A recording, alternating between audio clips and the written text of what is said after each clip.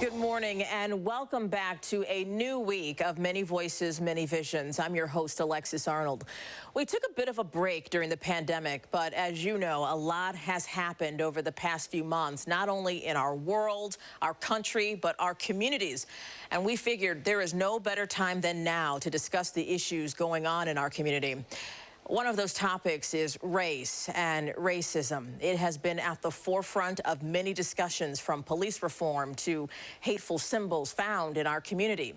The Levine Center to End Hate has played an active role in working to educate and do just that, end hate. And they're inviting you to be a part of the discussion in a summit happening next month. Joining us now is Karen Elam, director of the center, and Adrian Hale, a steering committee member, one of many, being a part of the solution. Welcome to both of you. Thank you. Thank you so much for having us this morning, Alexis. A lot is going on in our community, and when you think about race, it is such a touchy subject. Let's just start with the basics. Why is that, and why do people kind of shy away and not want to talk about race? Adrian, do you want to take that? Yeah, so I think we live in a world right now where the internet and technology and social media kind of codifies our ignorance, what we don't know, what we haven't learned yet. And so I think a lot of people, especially today, are extremely nervous and careful about discussing race because cancel culture, clapback culture, and just the consequences of speaking out of out of a blind spot, right, can really have a lasting impact on your life. And so I think right now, with the Black Lives Matter movement and with a lot of the racial uprisings that we've seen since the unfortunate murder of George Floyd, is that race has been thrusted back into mainstream discourse. And I'm hoping that that affords us the opportunity to really start to inform folks, not just about the history and legacy of racism in our country and how it has shaped our contemporary landscape, but also give voice to the Black experience and understanding, I think, to the Black experience so people can understand what it's like living at the receiving end of a society that is based on historical, cultural, systemic, institutional, internalized racism. You said a lot there, Adrian, and I want to back up for people who don't know, what is the cancel culture or clapback culture? So when you hear folks who make certain comments or remarks that a community can find, degrading or demeaning. It could be transphobic remarks. It could be homophobic remarks. It can be Islamophobic remarks. It can be anti-Semitic remarks. It can be racist remarks. It can be sexist remarks. I can go on and on. Typically, you will watch, people from that community clap back. So they will, we'll call it roasting. They will roast the person who made those comments. That means they'll try to shame or embarrass them. And then typically that's followed up by cancel this person, divest from this person, don't support this person, don't support this platform, don't support this network, don't support this record label. And so those are two really strong forces on the internet today. Mm-hmm. Karen, I want to ask you, one of the things Adrian touched on was understanding and having people kind of understand what it's like to be on the receiving end of some of this hate and some of this dialogue. Where do you start with the center in terms of what conversations are you having, Karen, to get people to have understanding? Right. That's a great question. And I just, first of all, I want to thank you so much, Adrian, for laying that foundation. And I will say exactly what you just described in terms of cancel culture, clapback culture, is what we are pushing up against, meaning that we are doing our work with partner organizations that do come at this from a restorative approach. So as opposed to being punitive or shutting people down, it's where do you use that opportunity to open the dialogue and educate? Because I think, as you said, Adrian, at the beginning, we don't want to live in our ignorance. And there is an opening now with the Black Lives Matter movement that is an invitation to those of us who are in the white community, those of us who are not Black, and people of color, to step into that breach and really hear from the experiences of Black and brown and indigenous and other people to open our own minds, because at the end of the day, what, at the Levine Center, the thing that I think is most critical is that we engage in dialogue with one another, that we open ourselves to opportunity to learn and to hear from different perspectives. One of the things that we hear a lot now too is the term white supremacy. And we live in a culture that is dominated by the white experience. And what happens in that case is that we then miss the opportunity to have experiences that are rich, that are diverse, that are growth opportunities for us. So a lot of the work that we are doing, we're not doing on our own. We can't. Mm-hmm. We're basically a staff of 1.5. But the beauty of this initiative, of this project, is that we are partnering with amazing organizations. We partner with Partners in Restorative Initiatives, with the Gandhi Institute, with the National Coalition Building Institute, with Center for Dispute Settlement, organizations that are really approaching this from a restorative, an opening dialogue approach, sure, as opposed to canceling and shutting down. And Karen, we're going to talk more about that dialogue. Brave Spaces, this summit to end hate, where people can get involved with that. We have to take a break. We'll be right back. For generations, Excellus Blue Cross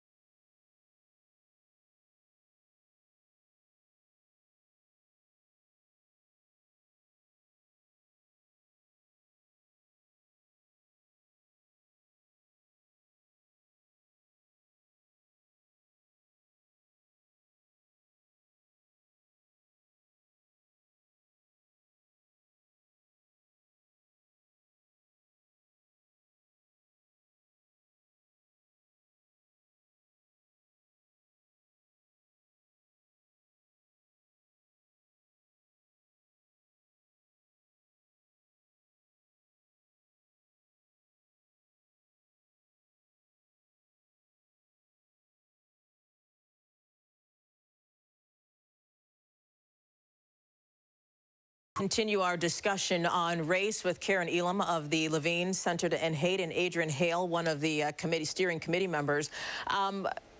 On our screen right now, we have some file video of an incident that happened in Parenton, where racist graffiti was found on the building. In fact, I think the investigation is open and police are looking for whoever is responsible.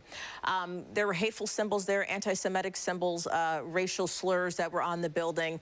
And it's interesting because you hear people who might make the comment that racism does not exist or it's not an issue, but in fact you see things like that happening in our community. And certainly when you guys have these discussions, you might be thinking, we still have a long way to go. We still have a lot of work to do. Yes, we certainly do. And I think first of all, I have to apologize. My dog is wandering around in the back of my screen. I am working from home. That's okay. She's my co-star here. I think what is interesting about, I don't know if interesting is the right word, but that incident is that it really brings together a couple of different forms of hate. And I think, one of the things that we are very conscious of is where there is racism, there is also anti-Semitism, there is also homophobia, and you can go down the line. And so that's really where we are positioning ourselves, that we as an organization are addressing all forms of hate. And actually, we're really reaching out, extending our hand to communities where these kinds of things happen to ask, how can we be helpful? Mm-hmm. And ultimately where we feel we can add value is around education and dialogue, and that's the intent with our summit that's coming up soon. Yeah, one of the things you talked about before we went to break was the Black Lives Matter movement, and you mentioned, both of you touched on really understanding another perspective, another experience. And we see the signs in different neighborhoods, but what do you say to people who might make the comment that Black Lives Matter is a terrorist group, or maybe they see some of the violence that might have come along with it after a protest that wasn't a part of the protest, and people decide to lump groups together? What would you say to people to get them to maybe have some more understanding?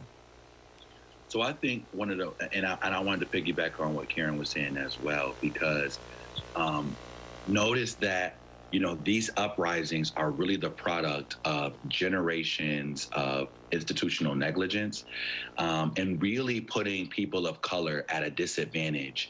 And there's been some degree of permanency to this inescapability of being at the bottom of the social economic ladder in this country. And so with this uprising, I think what you've seen are now acts that oppose what a different future would look like.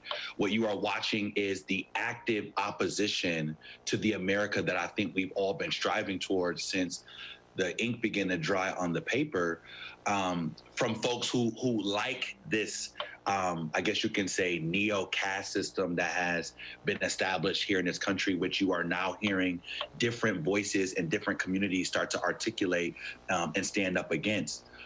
What I will say in regards to your question about Black Lives Matter being a terrorist organization is I think we need unbelievable clarity in our work, in our message, and in the elevation of voices as we allow people to speak from their experience and their vantage point who yet to really be heard. And when I say heard, I mean heard in a way that is authentic and genuine and not modified, for palatability for folks who, may not be wanting to be as open or vulnerable to hearing the truth, as it has happened, as it has occurred. And, and when I say that, what I really want us to be clear about is it's time that we really focus our efforts, not just on ensuring that there is a dialogue, but also that we are using our voices and using voices to enable, to uplift, and to empower those who have been systemically put at a disadvantage and downtrodden and placed in these positions of inferiority. Because you know what? A lot of the work is going to be done through action, not necessarily through persuasion, but through the realm of possibilities in people's minds being expanded when they see a world where we don't limit and marginalize transgender people to shadow economy work, when we don't marginalize, Black and brown folks, through, pleas and poverty and the criminal justice and law enforcement systems to a second-class citizenship, third-class citizenship, to some points. Adrian, so much you said there, and we're running out of time. I wish we had more time, but I want people to know that this conversation is going to continue, and they can be a part of that conversation. The summit is happening in September. That's right, Karen. And how can people be a part of that conversation? Yeah, so I want to add one quick thing, and I know we don't have a lot of time, but it's the first time I've heard that Black Lives Matter is a terrorist organization, and what I really want to do is turn that on its head and say Black and brown people have been terrorized for centuries in this country, and so I don't really see it. I actually think that, on the contrary, I think Black Lives Matter is really a movement we all should be getting behind because it is really elevating all of us, and that really leads me to the point that before you get to the action that Adrian talked about, we also have to have education. We have to educate ourselves. We have to talk to one another. And so that's very much what September 13th we want to direct people to be a part of that conversation. Is there a website or a link where they can find out more? Yes, please. It's endhaterock.org, endhateroc.org, and right on the front landing page is information about the summit. We would love people to attend. We'd love for people to propose workshops that they would like to give at the summit. We are crowdsourcing that. So, all right, Karen and Adrian, thank you so much for your time this morning. Thank you so much. Thank you, Adrian. Thank you, Alexis. Thank you, Karen. Our community.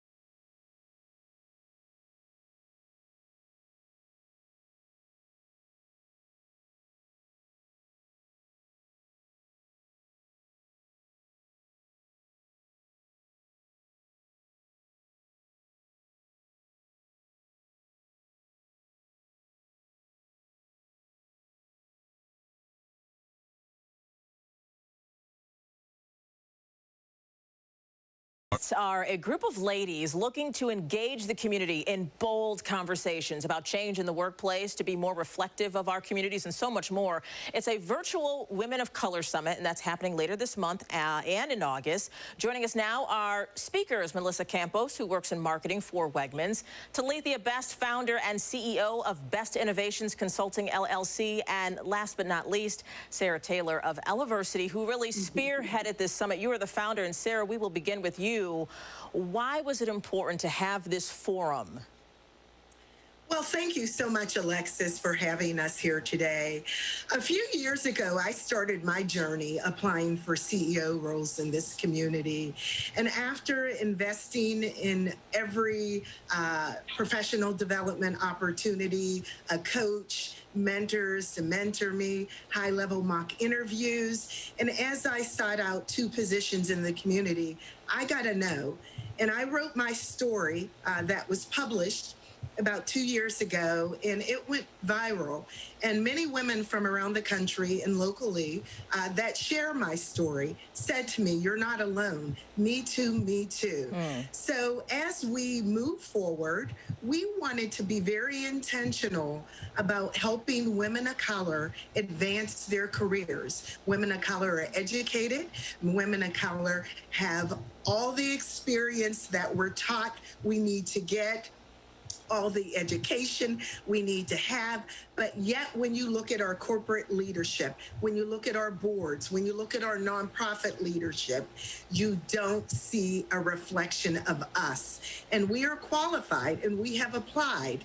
And so my motto in this movement, the Women of Color movement, my motto has been, if my no gets the woman behind me, yes, my purpose is well served. So we are going into year 2, and this year, due to the pandemic, we're hosting a virtual summit over 4 days. Now, Sarah, you touched on many issues there, and one of the things you mentioned was women, diverse candidates or representation in the boardroom, and that's something that Ursula Burns touched on, former CEO of Xerox here. I want to ask Talithia and Melissa, both of you are in corporate America. You have a long list, a resume here. Talithia, what was your experience in trying to break down barriers for yourself? Thank you, Alexis, and I appreciate being here today. I think my experience has run the gamut, from having scenarios where the goalpost keeps moving when it comes to trying to meet expectations, to folks less qualified getting into positions that I was promised, are some of the barriers that oftentimes women of color might find themselves in. But at the same time, that corporate experience affords you access to opportunities and people and resources that you might not typically get. So it's this navigating of that terrain and trying to find the right balance that can be challenging. So opportunities to participate in a summit where women from across different disciplines can come together and share experiences, share best practices and strategize, ends up getting everyone lift. Sure. And ends up getting everyone support. And I want to give Melissa a chance to respond as well. Melissa, what has been your experience kind of working your way up the corporate ladder? I would say it varies. There are some phenomenal, I call it success partners, people that have believed in me and seen my potential and have helped usher me to be, like when I was in Dale Carnegie, I was one of 35 Carnegie Masters and the only Latina in the United States in the world. So, but that happened with a lot of champions helping to develop me, but also make sure that I had that opportunity. And then there's others that I think unconsciously form perception of me and who I am based on my background. And so for that, what I often will do is, how can I change myself, because I can't change other people, in order to offer and open people's perception. And we're going to talk more about really that. It sounds like it takes quite a bit of courage to speak up. We'll talk more about that when we come back. When looking for a TV and internet provider,